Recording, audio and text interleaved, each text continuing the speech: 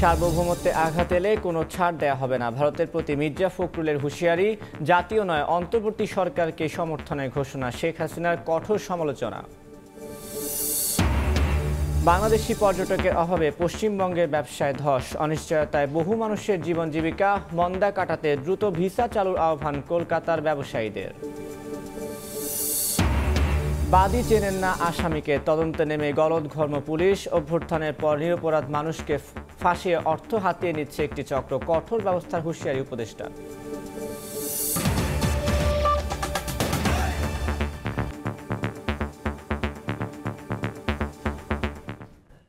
সকালের সময়ের সঙ্গে আছি আমি তানভীর হাসান। সার্বভৌমত্বের উপর আঘাত এলে কোনো ছাড় দেওয়া হবে না বলে ভারতের প্রতি হুঁশিয়ারি দিয়েছেন বিএনপি মহাসচিব মির্জা ফখরুল ইসলাম আলমগীর। স্থানীয় সময় শনিবার লন্ডনে সাংবাদিকদের সঙ্গে মতবিনিময়ের সময় তিনি আরও জানান, জাতীয় সরকার গঠনের কোনো প্রস্তাব দেয়নি বিএনপি, অন্তর্বর্তী সরকারকে সমর্থন দিয়ে যাবেন তারা। এ সময় নেতাকর্মীদের রেখে দেশ ছেড়ে পালিয়ে যাওয়ায় শেখ হাসিনার সমালোচনা করেন মির্জা ফখরুল। লন্ডনের রিজেন্ট লেক হলে সাংবাদিকদের সঙ্গে মত বিনিময় করেন বিএনপি মহাসচিব মির্জা ফখরুল ইসলাম আলমগীর।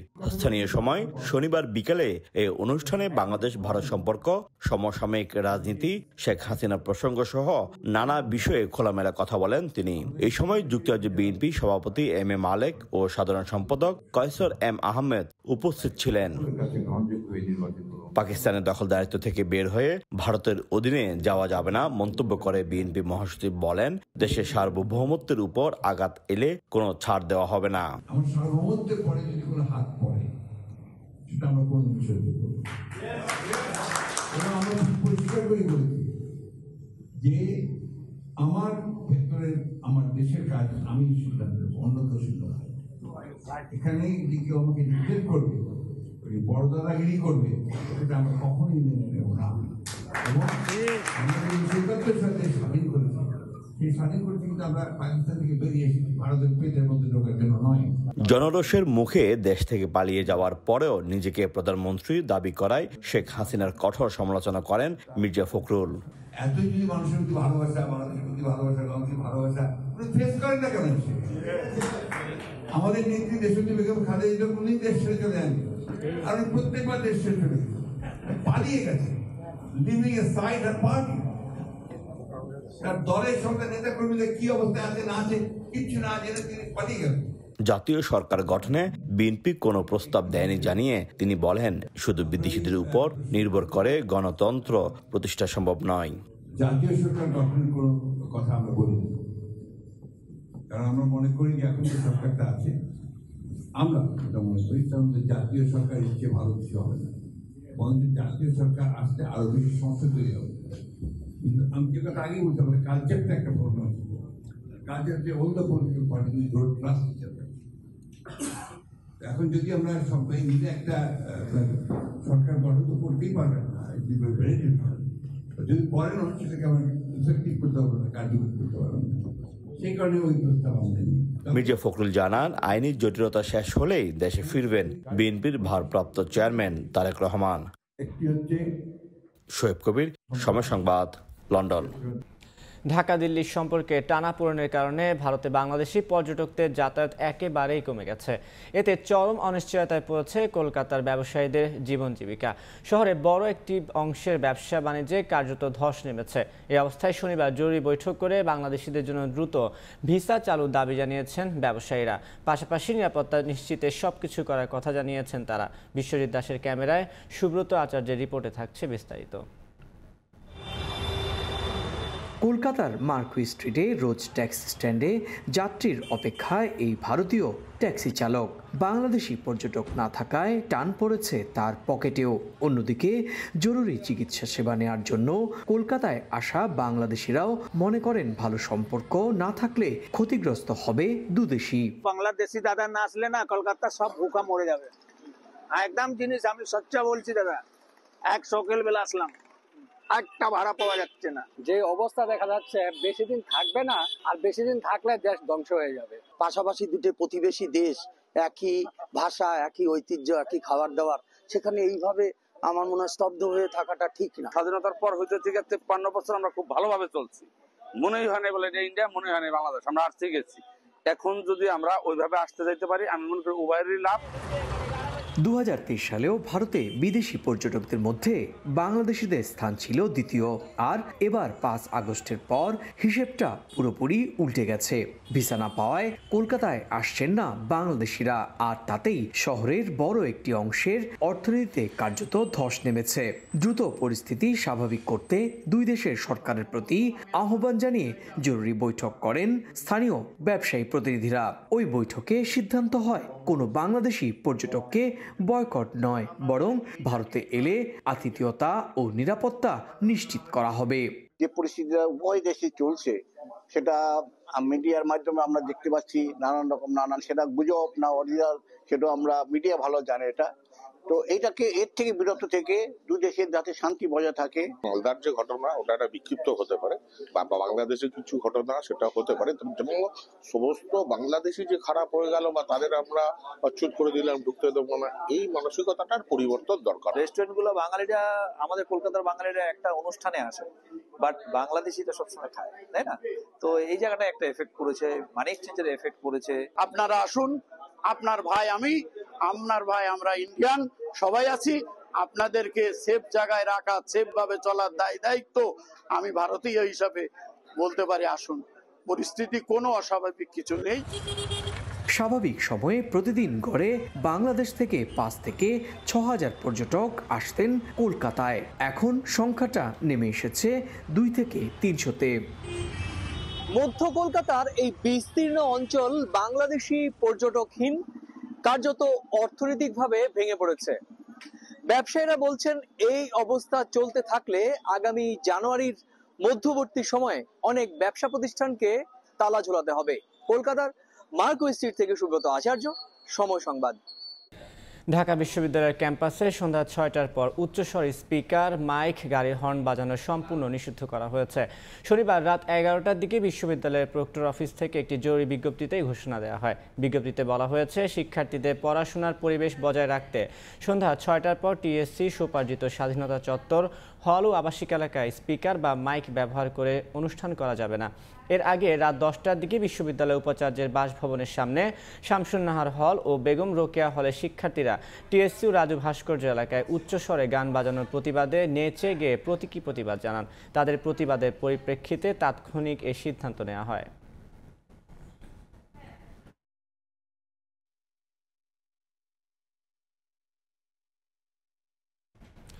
হবিগঞ্জ বাল্লা রেল লাইনের পুরোটাই এখন দখলদারদের কবলে। জায়গা দখল সহ অবৈধ স্থাপনা নির্মাণ করে বসতি স্থাপন করেছেন প্রভাবশালীরা।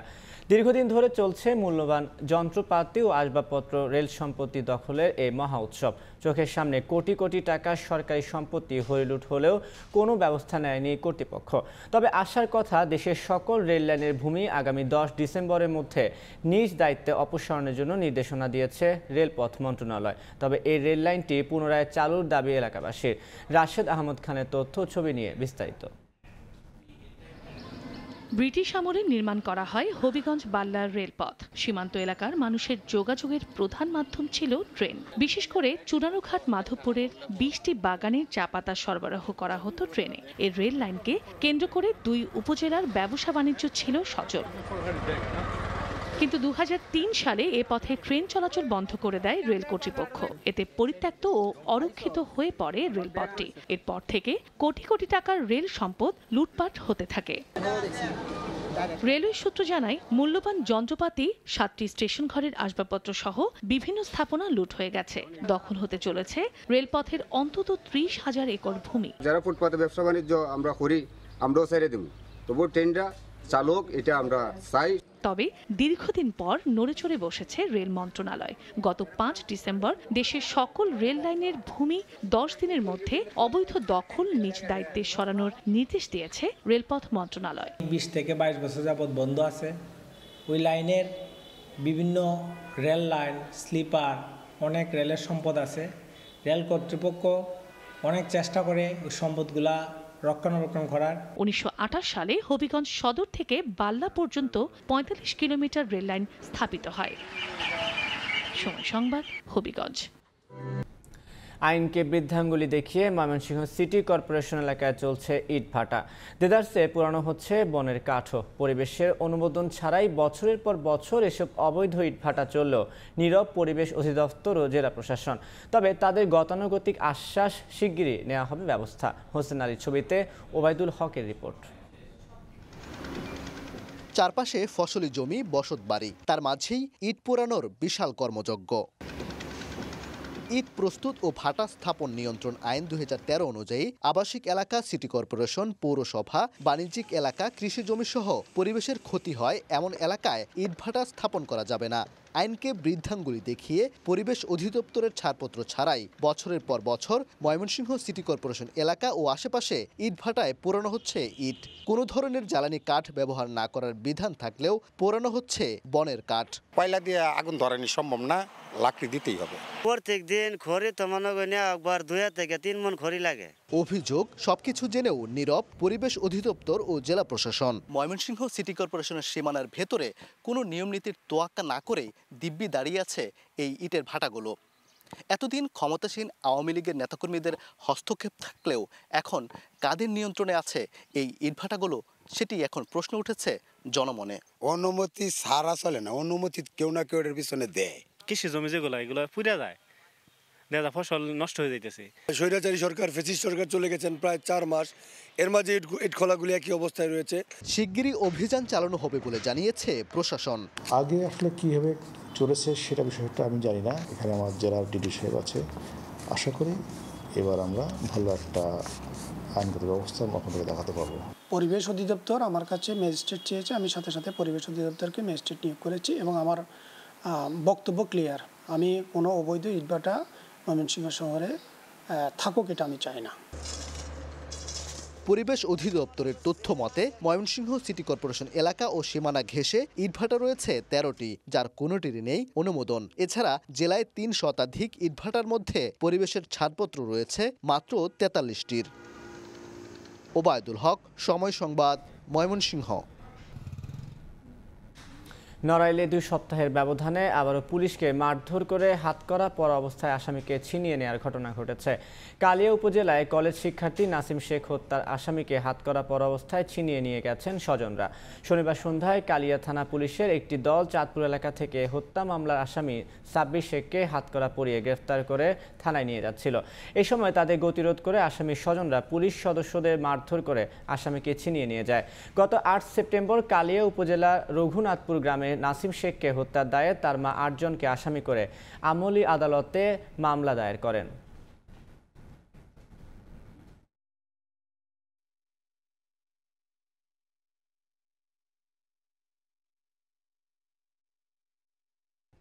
সুনামগঞ্জের বিভিন্ন এলাকা থেকে আসা শীতকালীন সবজি উঠে জেলা শহরের জেল রোডের বাজারে। এই মুহূর্তে সেখানে আছেন সহকর্মী হিমাদ্রি শেখর ভদ্র। সরাসরি যাচ্ছি তার কাছে। আমি আছি সুনামগঞ্জ শহরের জেল রোড এলাকার সবজি বাজারে। আপনারা দেখতে পাচ্ছেন যে এখানেই সুনামগঞ্জের উত্তর সুরমা জনপদের যে সমস্ত সবজি, সেই সমস্ত সবজি এখানে বিক্রি করা হয়। আসলে সুনামগঞ্জের উত্তর সুরমা বলতে বিশ্বম্বরপুর, সুনামগঞ্জ সদর এবং দোয়ারা বাজার উপজেলার যে সমস্ত কৃষকরা সবজি উৎপাদন করেন, সেই সমস্ত সবজি এই সুরমা নদী দিয়ে এই বাজারে নিয়ে আসা হয় এবং সেই বাজার থেকেই সবজি দেশের বিভিন্ন স্থানে এবং সিলেটের বিভিন্ন স্থানে বিক্রি করা হয়। আমরা আজকে সকাল থেকে এই এলাকায় অবস্থান করছিলাম এবং সেই দৃশ্যটি দেখেছিলাম যে নৌকা থেকে কিভাবে কৃষকরা সবজি নিয়ে আসছেন এবং সেই সবজি কিভাবে দেশের বিভিন্ন স্থানে, সিলেট সহ বিভিন্ন স্থানে ছড়িয়ে ছিটিয়ে যাচ্ছে। আমরা কথা বলেছিলাম এখানকার কৃষকদের সাথে, তারা জানিয়েছেন যে গেল বছর এর আগেই শীতের সবজি এসেছিল, কিন্তু এই বছর পরপর তিনবার বন্যার কারণে কৃষকরা অনেকটা ক্ষতিগ্রস্ত হয়েছেন। কারণ বেশ কয়েকবার তারা সবজির চারা লাগিয়েছিলেন, কেউ বীজ লাগিয়েছিলেন, সেই সমস্ত বীজ এবং চারা পুরোপুরি নষ্ট হয়ে গেছে বন্যার কারণে। এখন এই বছর আবার নতুন করে যে শীতকালীন সবজি, সেই সবজিগুলি আমদানি করা শুরু হয়েছে এবং কৃষকরা নিয়ে আসছেন। তবে সবজির দাম এখনটা কিছুটা সহনশীল পর্যায়ে রয়েছে, তবে আলুর দাম এখনও বেশি রয়েছে এবং গাজর, টমেটো, কপি সহ পেঁপে, কাঁচামরিচ সব বিভিন্ন পণ্যের সবজির দাম এখনও অনেকটা বেশি রয়েছে। তবে দিন যত যাবে বা সময় যত যাবে তত পণ্যের যোগানও বাড়বে, সেই সাথে সবজির দামও কমবে। আমরা কথা বলেছিলাম এখানকার ক্রেতাদের সাথে তারা জানিয়েছেন যে আগের থেকে বাজারের কিছুটা দর কমেছে, কিন্তু এখনও সহনশীল পর্যায়ে আসেনি। আমরা কথা বলেছিলাম এখানকার ব্যবসায়ীদের সাথে, তারা জানিয়েছেন যে এখন পর্যন্ত এখানে প্রায় 2 শতাধিকের মতো সবজির আড়ত রয়েছে। সে সমস্ত আড়তে সকাল 7টা থেকে মূলত সুনামগঞ্জের বিশম্বরপুর, তাহিরপুর এবং দোয়ারা বাজার এবং সদর উপজেলার বিভিন্ন স্থান থেকে সবজি আসা শুরু হয় এবং সেই সবজি সিলেট সহ বিভিন্ন স্থানে বিক্রি করা হয়। তারা জানিয়েছেন যে এই মাসের শেষার্ধেই সবজি যোগান আরও বেড়ে যাবে এবং তখন সবজির দাম কিছুটা হলেও কমতে পারে।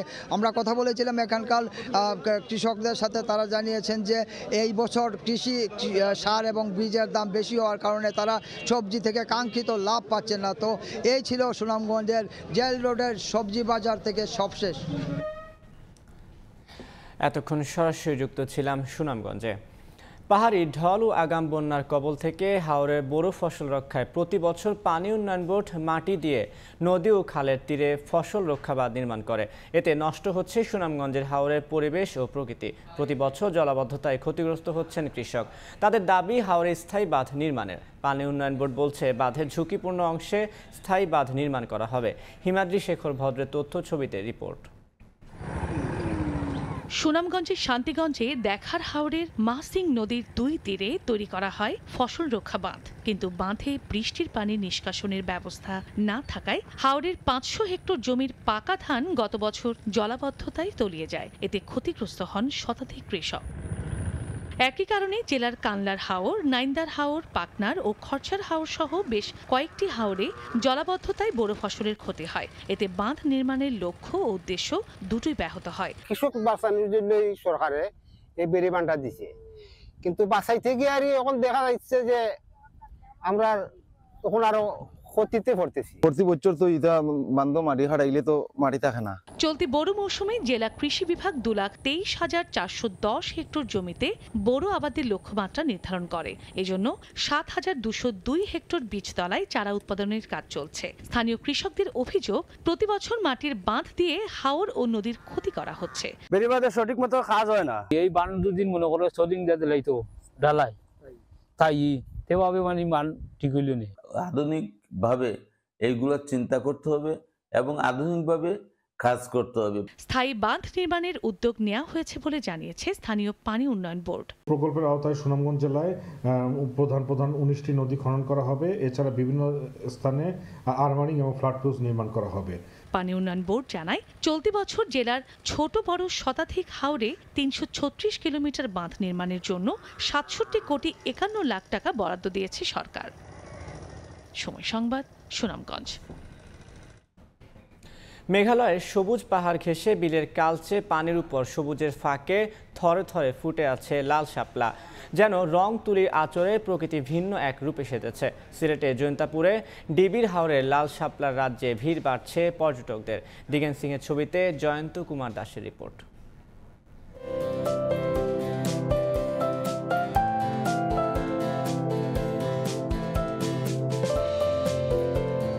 ভোরে উদিত লাল সূর্য, অতিথি পাখির বিচরণ, লাল শাপলার মেলা আর মেঘালয়ের সবুজ পাহাড়, সব মিলিয়ে প্রকৃতির ঢেলে দেয়া এক সৌন্দর্যের ক্যানভাস। অপরূপ সৌন্দর্যে ঘেরা সিলেটের জৈন্তাপুর শাপলা বিল অনেকের কাছে ডিবির হাওর নামেও পরিচিত। শরতের শেষ আর শীতের শুরুতে লাল শাপলা তার মনোমুগ্ধকর সৌন্দর্য ছড়িয়ে সবাইকে আকর্ষণ করে। নৌকা দিয়ে শাপলার বিল ঘোরার পাশাপাশি চারিদিকে ঘেরা পাহাড়ের অপরূপ সৌন্দর্য মন কেড়ে নেয় সবার। সিলেট শহর থেকে 42 কিলোমিটার দূরে 4টি বিলে 900 একর জুড়ে এই লাল শাপলা বিলের রাজ্য। ভোরের আলো ফুটতে না ফুটতেই পাহাড় আর লাল শাপলার মনোমুগ্ধকর সৌন্দর্য উপভোগ করতে হাজারো পর্যটক ছুটে আসে। তবে স্পটে আসার যাতায়াত ব্যবস্থা নিয়ে রয়েছে অভিযোগ। সপ্তাহের 7 দিনেই ভোর থেকে পর্যটকদের পদচারণায় মুখর হয়ে উঠছে বিস্তীর্ণ এই লাল শাপলার রাজ্য। তবে বিশ্রামাগার না থাকা সড়কের বেহাল দশায় ভোগান্তি পর্যটকদের। যারা সিলেটে ঘুরতে আসেন অবশ্যই জায়গাটা এসে ঘুরে যাবেন। বাড়াইয়া ঘুরিয়া যাওয়া উচিত, মানে একটু দেখা তো উচিত না, সুন্দর জিনিস একটু দেখতা। সকাল আইলে একটু সৌন্দর্য দেখা যায়, তো ও সকাল আইসে আর জায়গাটা খুব ভালো। আইসি ভালো লাগে, রাস্তা আইসি মোটামুটি ভালো, ভাঙ্গা যদি একটু ঠিক করে দিত তো একটু ভালো হইলো। এই যে রাস্তা, সেই রাস্তাটা আসলে ভাঙ্গাচুরা হওয়ার কারণে এখানে পর্যটকরা আসতে বিমুখ হচ্ছেন। টেন্ডার সম্পন্নের কথা জানিয়ে উপজেলা নির্বাহী কর্মকর্তা বললেন, শিগগিরই শুরু হবে রাস্তা সংস্কার কাজ। আমরা সফলভাবে টেন্ডারের কার্যক্রম সম্পন্ন করতে পেরেছি। এখন পরবর্তী কার্যক্রমটা চলছে, এটা হয়তো আমাদের খুব বেশি দিন লাগবে না। আশা করছি আমরা সামনের মাস নাগাদ এই রাস্তার কাজ শুরু করতে পারবো। 30 বছর আগে সীমান্তের অপারের খাসিয়া সম্প্রদায় ডিবি বিলে লাল শাপলার চারা রোপণ করেন পূজা অর্চনায় ফুলের চাহিদা মেটাতে। এরপর ধীরে ধীরে ডিবি বিল ছাড়িয়ে লাল শাপলায় রঙিন হয়ে ওঠে কেন্দ্রি বিল, হরফকাটা বিল ও ইয়াম বিল। জয়ন্ত কুমার দাস, সময় সংবাদ, জৈন্তাপুর, সিলেট। পর্যটন মৌসুমে বাংলাদেশি পর্যটক না থাকায় বিপাকে সংযুক্ত আরব আমিরাতের হাজার হাজার প্রবাসী ব্যবসায়ী। ভিসা জটিলতায় বাংলাদেশ থেকে পর্যটক যাওয়া বন্ধ থাকায় ক্ষতির মুখে ব্যবসায়িক প্রতিষ্ঠানগুলো। বাংলাদেশিদের অপরাধ প্রবণতার কারণে এই পরিস্থিতি বলে মনে করেন অনেকে। দুবাই থেকে শিবলি আল সাদিকের রিপোর্ট। শীত এলেই পর্যটকদের পদচারণায় মুখর হয়ে ওঠে সংযুক্ত আরব আমিরাত। হাজার হাজার বিদেশি পর্যটকদের আগমনে যেন তিল ধরনের ঠাঁই নেই দুবাইয়ের আবাসিক হোটেলগুলোতে। পর্যটন মৌসুমকে কেন্দ্র করে যেন পাল্টে গেছে আরব আমিরাতের দৃশ্যপট। পর্যটকদের আকৃষ্ট করতে দুবাই ফেস্টিভাল সহ নানা অঞ্চলে বিক্রি হচ্ছে লটারি। কোথাও কোথাও আবার কোটি টাকার গাড়ি ও গোল্ডের উপহার মিলছে প্রতিদিন। আবুধাবি, দুবাই, শারজা, আজমান, ফুজিরা অঞ্চলে বিলাসবহুল শপিং মলগুলোতে ভিড় করছেন লাখ লাখ বিদেশি পর্যটক। আমরা এটার জন্য নতুন নতুন আমরা অফারও আমাদের অলরেডি শোরুমগুলোতে আমরা উইকলি আমরা কিছু অফার আমরা দিয়ে থাকি কাস্টমার জন্য। দুবাই ফেস্টিভ্যাল টাইমে জেন্টাল পার্কের পক্ষ থেকে সবাইকে আমরা একটা সেলের উপরে ডিসকাউন্ট এখন কারেন্টলি চলছে, buy one get one free. সামনে আরও অ্যাট্রাকটিভ আসবে। দৃষ্টি আকর্ষণের জন্য দেওয়া হয়েছে বিভিন্ন পণ্যের উপর মূল্য ছাড়। বাংলাদেশি মালিকানাধীন প্রতিষ্ঠানগুলো বিভিন্ন পণ্যে দিচ্ছে মূল্য ছাড়। ভিসা জটিলতার কারণে দেশটিতে ঘুরতে যেতে পারছে না বাংলাদেশি পর্যটক। এতে ক্ষতিগ্রস্ত হচ্ছে বাংলাদেশি মালিকানাধীন ব্যবসা প্রতিষ্ঠানগুলো। আমাদের একটা লক্ষ্য ছিল কি পরিমাণে আমরা বিজনেস করব, সেবা দিব, কিন্তু এবার বাংলাদেশিদের ভিজিট সহ অন্যান্য ভিসা বন্ধ থাকার কারণে এবার সেই লক্ষ্যটা আমাদের পূরণ হয়নি। আমি বাংলাদেশ গভর্নমেন্ট প্রতি রিকোয়েস্ট করব, আমাদের যে ভিসা প্রণয়ন সিস্টেমটা বর্তমানে বন্ধ আছে, যার কারণে আমাদের এখানের ইউই বিজনেস বলেন, ট্যুরিজম বলেন, সব কিছু নিচের দিকে আছে। সংশ্লিষ্টদের মতে বাংলাদেশের ক্ষেত্রে সবসময় উদারনীতি ও বন্ধুসুলভ আচরণ করে থাকে সংযুক্ত আরব আমিরাত, কিন্তু অসাধু চক্র ও প্রবাসীদের অপরাধ প্রবণতার কারণে দুই দেশের সম্পর্কে নেতিবাচক প্রভাব পড়ায় বন্ধ রয়েছে ভিসা দেয়া। এতে জনশক্তি রপ্তানিতেও দেখা দিয়েছে বিরূপ প্রভাব। শিবলি আল সাদিক, সময় সংবাদ, সংযুক্ত আরব আমিরাত। আপাতত অভিশংসন এড়ালেন দক্ষিণ কোরিয়ার প্রেসিডেন্ট ইয়ন সুক ইয়ল। ক্ষমতাসীন দলের আইন প্রণেতারা অভিশংসনের ভোট বয়কট করলে অভিশংসন থেকে রক্ষা পান তিনি। এর প্রতিবাদে রাজপথে নেমে আসেন হাজার হাজার বিক্ষুব্ধ দক্ষিণ কোরীয়। প্রেসিডেন্ট ইউন সুক ইউলের অভিশংসনের প্রত্যাশায় পার্লামেন্টের সামনে দাঁড়িয়ে হাজার হাজার দক্ষিণ কোরীয়। তবে ফলাফল ঘোষণার সঙ্গে সঙ্গে কান্নায় ভেঙে পড়েন এই বিক্ষোভকারীরা, কেননা অভিশংসনের প্রস্তাব পার্লামেন্টে গ্রহণ করা হয়নি। দেশকে রক্ষা করার চেষ্টা করছে মানুষ, কিন্তু জনগণের প্রতিনিধিত্বকারী আইন প্রণেতারা তা করছেন না। এ যেন এক করুণ পরিস্থিতি। দক্ষিণ কোরিয়ার প্রেসিডেন্ট ইউন সুক ইউলের সামনে রক্ষা কবচ হয়ে দাঁড়ালো তার দল পিপল পাওয়ার পার্টি। স্থানীয় সময় শনিবার দক্ষিণ কোরিয়ার পার্লামেন্টে ইউনের অভিশংসনের ভোটাভুটি অনুষ্ঠিত হয়। তবে শেষ মুহূর্তে এ ভোট বর্জন করেন ক্ষমতাসীন দলের সদস্যরা, যার ফলে ক্ষমতা হারানো থেকে বেঁচে যান ইউন। মাত্র 5 ভোটের অভাবে অভিশংসনের প্রস্তাব পাশ হয়নি বলে জানান পার্লামেন্টের স্পিকার। ইউনের বিরুদ্ধে 195টি ভোট পড়ে। প্রয়োজনীয় 2/3 ভোট অর্থাৎ 200 ভোট না হওয়ায় প্রস্তাবটি গৃহীত হয়নি। শনিবারের ভোট বর্জন করলেও পিপিপি প্রধান জানান খুব শিগগিরই ক্ষমতা ছেড়ে দেবেন ইউন। মালিহা সুরবার্দি, সময় সংবাদ। সকালের সময় শীর্ষ সংবাদগুলো জানিয়ে দিচ্ছি আরেকবার। সার্বভৌমত্বে আঘাত এলে কোনো ছাড় দেওয়া হবে না, ভারতের প্রতি মির্জা ফখরুলের হুঁশিয়ারি। জাতীয় নয় অন্তর্বর্তী সরকারকে সমর্থনের ঘোষণা, শেখ হাসিনার কঠোর সমালোচনা। সন্ধ্যায় সিরিজের প্রথম ওয়ানডেতে ওয়েস্ট ইন্ডিজের বিপক্ষে লড়বে টাইগাররা।